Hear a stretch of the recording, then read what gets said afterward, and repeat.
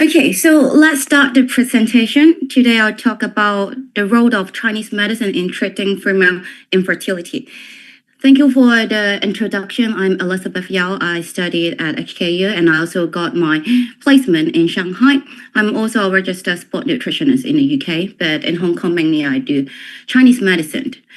Let's talk about today content. We'll talk about what Chinese medicine in, also infertility rate and also treatment in Chinese medicine and how Chinese medicine can cooperate with different treatment, let's say the Western treatment. First of all, talk about the infertility rate. Infertility rate is rising globally. In around 1 in 6, they experience infertility, highlighting the urgent need for accessible fertility care.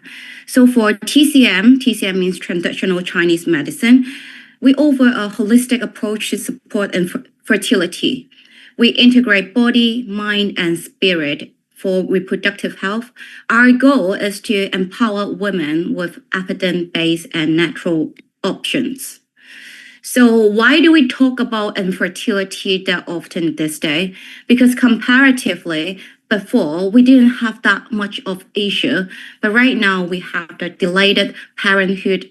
The average maternal age now is 31, vs 26, 20 years ago. So the age is rising. Our fertility declines from the mid-20 to mid-30. Our egg quality is not as good as when we were younger. Also, we have the unhealthy diet. Modern diet are high in processed food. Cold or raw food are not good in our theory because it impairs qi and blood flow. Lifestyle and stress are one of the main concerns this day as well. Office job or 24/7 connectivity. It will increase the chronic stress and also reduce physical activity that could probably influence your menstrual cycle. So how TCM can work with that? We treat it holistically. TCM treats infertility by balancing our whole body. Next to this table, we have yin-yang theory and 5-element theory. Those are two very important theory in Chinese medicine.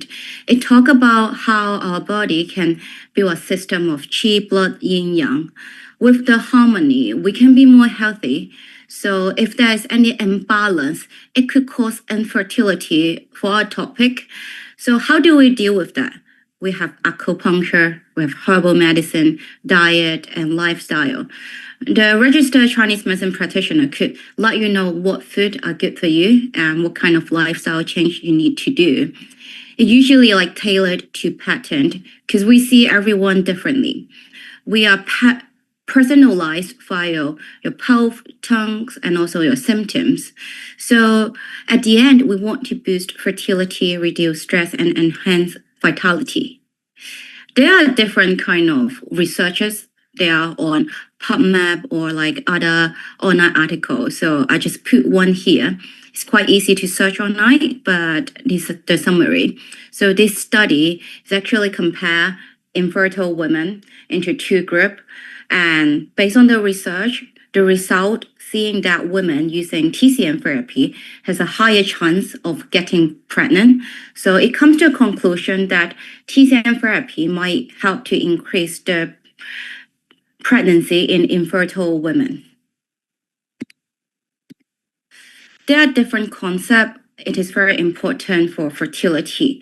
The most important one here, I put it, is preventing diseases.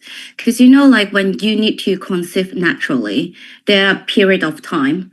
So by preventing the infertile situation from happening, there are a few things that you can do with Chinese medicine. If you come to a Chinese medicine doctor, you don't need to necessarily have some diseases or illnesses, but you just want a better body. So for this part, you just want to prepare your body for natural conceive. Here, prevention is better than cure.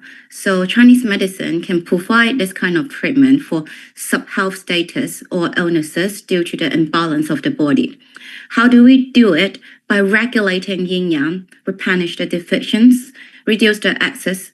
So the method of regulation, like our treatment, herbal medicine and acupuncture, are the two main concepts that I will carry on later in this presentation. But let's talk about how to prevent from having infertility. Women, we mention a lot about qi and blood. Qi and blood are very important, and they are like the foundation of women's health. They nourish our uterus, ovary, and the entire body. So when your qi and blood are abundant, your menstruation is smooth, fertility is high, even your skin will look better. Some signs of qi and blood deficiency over here. You might have easily fatigue, prone to cold. You have irregular menstruation. You have cold hand and feet. So these are like the small signs. Some people, they might tend to ignore it. But eventually, it would lead to light menstrual flow, infertility, insufficient breast milk if you're going to have breastfeeding, or even like at the end, early menopause. Talk about like the three key organs for women's health and also for fertility. Liver is very important. When it comes to fertility, stress is one of the main issues this day. A lot of people are stressful about work and also like about having baby. Liver is one of the main organs to regulate emotion and menstruation. And second, spleen. Spleen helps to produce your blood and qi, essential for uterus and pregnancy. If you have weak spleen qi, your menstrual flow might not be as good. Your baby development might be poor. So at the end, kidney is one of the things that we have to focus as it store the exit. It determines the fertility and menopause. If you have kidney deficiency, infertility might come, or even like early menopause. So now talk about the causes and patterns for infertility. Causes of infertility in the Western medicine first, and then later we'll talk about in Chinese medicine. So Western medicine, we pinpoint specific infertility causes. So there are different names of diseases. I just name a few here. For female factors, PCOS is one of the main issues that we are facing this day. PCOS is the polycystic ovary syndrome. They might have irregular ovulation, endometriosis, or some tube blockage. Men is like one of the focus when it comes to infertility. But for this topic, we mainly focus on women.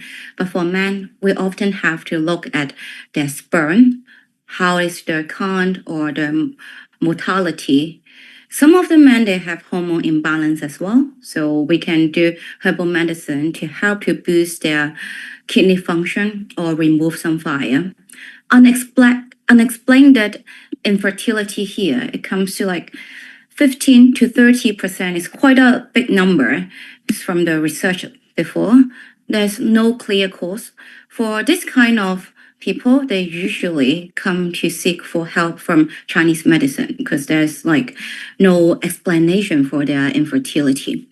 And the last one, lifestyle. Obesity, smoking, excessive alcohol, or exposure to toxin. Definitely, like your health wouldn't be good if you're exposing to that many unhealthy lifestyle and habit. So for this line, I talk about in Chinese medicine, what are the causes? Physical and structural causes align with Western medicine diagnosis. But of course, like for this part, we need some help from the evaluation over there. Like we have to see the blood test, ultrasound to fully identify the real diagnosis with the disease's name. But for TCM, we have the functional causes. We look at the age, we look at their diet, we look at exercise level, stress level, because we see infertility as the energy disharmony, imbalance in the body. There are 4 common TCM patterns I list here. And for the next slide, I will just talk about these 4 completely. So how to identify these 4? If you see a Chinese medicine practitioner, they feel your pulse, they see your tongue, they ask about your symptoms, and then they can analyze and diagnose for you. Common TCM patterns, I list 4 here.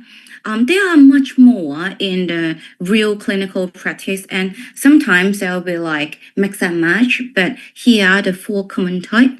The first one is kidney yin deficiency. Some symptoms you might see it over here. They have irregular period, insomnia, hot flushes, night sweat. The yin is not enough, like especially during the nighttime. So common causes, ages, overwork, long-term stress, sometimes could be genetics as well. So this will be like the effect that will happen for equality thin uterine lining. If your uterine lining is usually like lower than 7 mm, it's quite difficult for you to conceive naturally as well.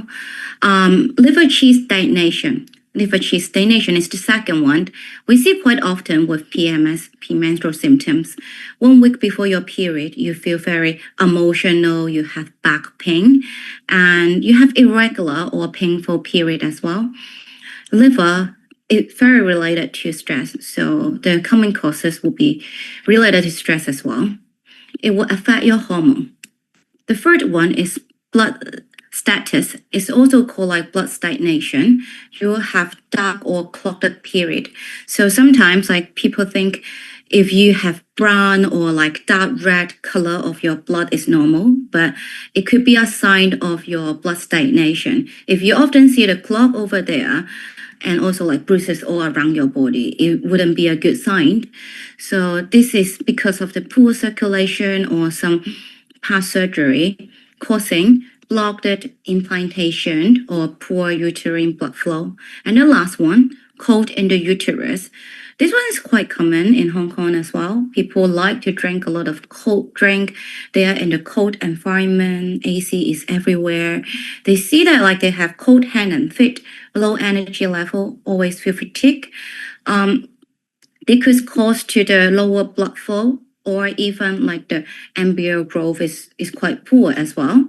So the treatment over there is to help them to balance it all. Like with this 4 imbalance pattern, we do the opposite thing. These are the treatment for TCM. So now come to the treatment. How to do our treatment? We need to do it individualized. We see people or like person differently, like everyone is special. So we look at 3 factors: the patient body type, age, gender. When gender, we'll talk about like men or women infertility. Season, different weather or humidity can cause to different body constitution as well. Like these days raining outside, it's very humid outside. So probably your body will have more damp than over the time where there's no humidity in the weather. For the local, like Hong Kong is quite different than the UK or Canada as well. So we have to adjust your medicine in different way. This is our main therapy when it comes to fertility. It's usually like very tailor-made to your own body type, because when we want to boost fertility, we often have to look at your gut health, your hormone level, your period, and even your stress and sleep. So everyone is different. Like you can't give your own medicine to your friend or like your family member. For herbal medicine, we use natural herb prescribed to rebalance your body's energy, support your fertility, boosting some organ that you need to boost or remove some fire or damp in your body. So acupuncture, fine needle are put to a specific point. There are 12 meridian over your body. So depending on which organ you're more imbalanced, we have to replenish it or like remove the excess. Cupping here mainly for the relaxation. If people, they are so stressed and cause to the physical stress as well, cupping is a good way to ease your muscle tension. Cupping can also have the detoxification function as well. So this one, I particularly talk about how herbal medicine can help with fertility. On the right side, I show a paper over here, but I didn't go deep into it because I just put like the potential benefit and function on the left side.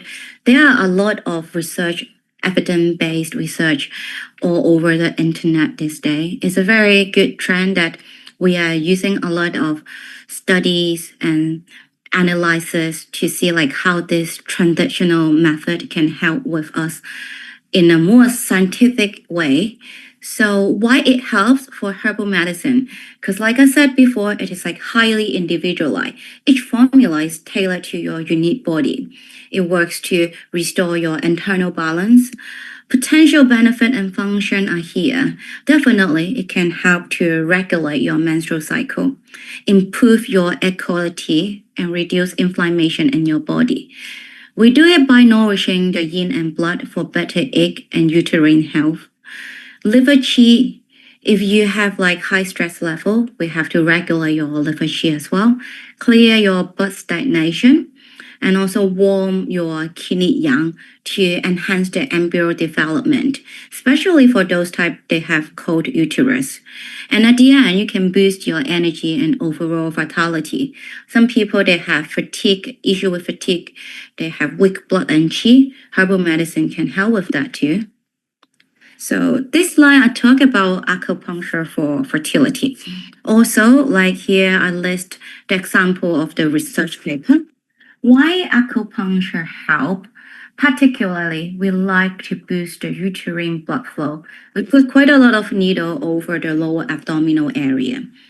The potential benefit and function: boost the blood flow to support egg development, regulate hormone level. We have different meridian like in the body. Liver meridian is one of the meridian we put quite a lot. When it comes to some stopped or delayed period, acupuncture helps a lot as well. So the other thing is thicken the endometrial lining, the uterus lining as well for better implantation. For the organ level, if we put over the kidney meridian, spleen meridian, it helps to nourish the reproductive axis, like the 3 key organs for fertility. This is two of them. So it can calm the liver meridian is another one. So this comes to the 3 key organs. So at the end, it can also enhance the blood flow for uterus and ovary. This one, I talk about menstrual cycle regulation. So why do I have to mention this one, menstrual cycle regulation? Like we are talking about fertility, right? We don't like to see period coming, but for TCM, we emphasize preventing diseases before it arises. So we typically want to dedicate 3 to 6 months for regulating your hormone level before trying to conceive naturally to make sure that your body is in the most receptive state for healthy pregnancy. So 3 to 6 months are a good number, depending on your situation though, like if you, for your age, for your past medical history, to see like if you have miscarriage before, this number could be different. So why this step is very important before the natural conception? It can help you to balance your yin yang, qi blood, support your hormonal regulation, strengthen your organ system, promote ovulation. This one especially for people having PCOS, they have to make sure their ovulation day is quite similar during those days. And restore optimal reproductive function as well. So I talk about like what are the healthy menstrual cycle here. For cycle, particularly 28 days is the most ideal one, but in the clinical practice, 21 to 35 days also normal if it's regular. But we like to see it like once in a month, like 28 to 32 days, a good number. Like the duration, 5 to 7 days, smooth flow without any clog is the best. Color, bright red. The flow is this number. No major discomfort. Sometimes you might feel like on the first 2 days, you might feel a bit of bloating, like discomfort. If you don't need like painkiller, it's all right. But if you start to have some severe pain that you definitely need painkiller every cycle, it's not a good sign. If you have dizziness, headache, accompanied with like back pain, it's not good as well. Ovulation, it usually come around like day 14 if your cycle is 28, like half of it. If pregnancy doesn't happen, the uterine lining will shift afterward, like you have period afterward. So how do I teach my patient how to look at their ovulation or like period, how to track them if they are preparing for pregnancy, if they don't want to buy the ovulation test paper, because sometimes 6 months is quite a long period. Just by doing some basal body temperature, it can help us to kind of analyze like during which day are the ovulation period. This method is especially good for some young lady experiencing PCOS because their ovulation period is quite irregular every month. For BBT, you measure like every morning, so you would know like how your temperature is growing. Usually, like you can see, this one is the low temperature one when you have period. After ovulation, your temperature will rise a little bit, 0 to 2 to 0 to 6. But some people, like, they may have it differently, so it depends on the individual. It's 70% accuracy. Like I said, like for PCOS patients, sometimes like they might not have it like so obvious. For pregnancy indication, this is not like very accurate as well. Like the most accurate is to do a urine test or like blood test. But for this one, if you can see it for high BPT for a long term without seeing your blood going out, we could probably like see if you have pregnant during this day, but definitely go to do a blood test or like urine test. How do we know like what medicine we should give by knowing your BPT? Because we see acupuncture or herbal medicine regulation for 4 different phases. The first one here, menstrual phases, because you have the blood flow. We want to promote your blood circulation, clear stagnation. Menstrual phases, we usually have it 5 to 7 days. So depending on the individual, we can give different days of medicine for these phases. And afterward, we have the post-menstrual because like your blood energy is going out during your period. So we definitely have to replenish your blood, especially for those people they are more weak in blood energy. Nourish your kidney and blood is the main thing that we have to do.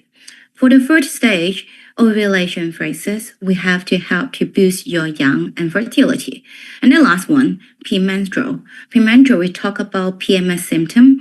We have to help to balance your liver qi. PMS, some people, it's regular, like every month they have it, like emotional back pain and stuff like that. So it's very depending on each individual. You have to give different herbs. But this is like how we can help with regulating it. In integrative fertility care, for this line, talk about how TCM can work with Western medicine and why it is good to do it both at the same times.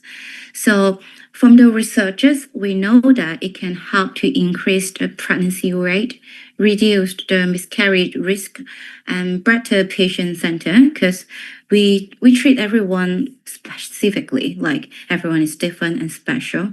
So your patient like will feel more being taken care of in this situation. For Western medicine, they provide a more structural and hormonal insight because they have the blood test, they have the ultrasound. Some people, if they have to go through like IUI, IVF, they can do that for them as well. For TCM, we focus on the internal regulation. Like we know that if the patient, they have certain kind of structural or like physical imbalance or diseases, like endometriosis, PCOS, we have herbs, we have acupuncture method to deal with that too.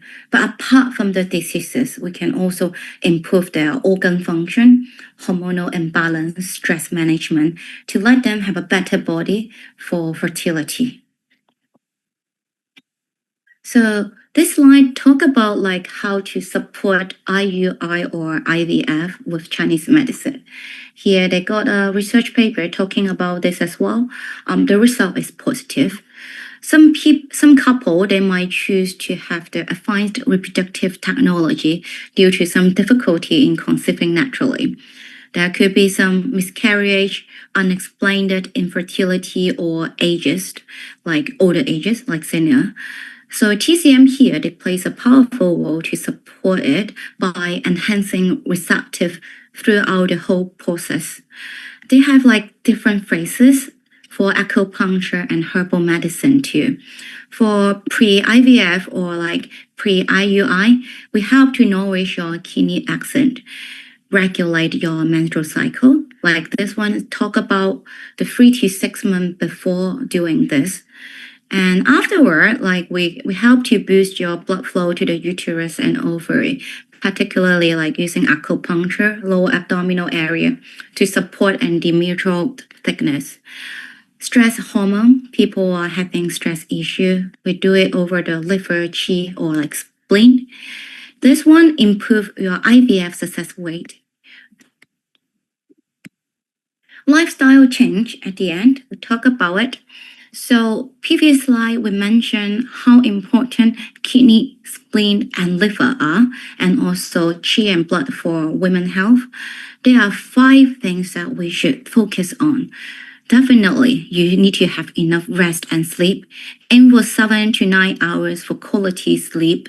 Sleep before 11 p.m. would be great. 11 p.m. to 3 a.m. are the main hours for body organ clock to help liver and gallbladder meridian to rest. And second, gentle regular movement. Engage in exercise to help to promote your qi flow, relieve stress, but you have to avoid over-exercising because it can also deplete your kidney axis. Third, you have to keep your body warm because one of the main issues is cold uterus. Cold uterus could bring to infertility, so lower abdominal area and feet should be warm. You can soak your feet in a warm water or even put some ginger in it too, depending on your body constitution. Reduce stress.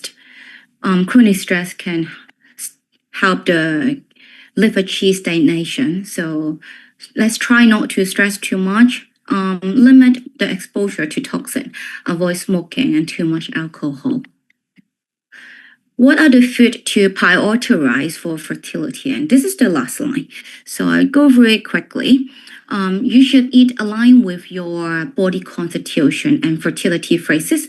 For fertility phases, we talk about 3 to 6 months before fertility. Each week or like each phases, you need to have different food to support your body.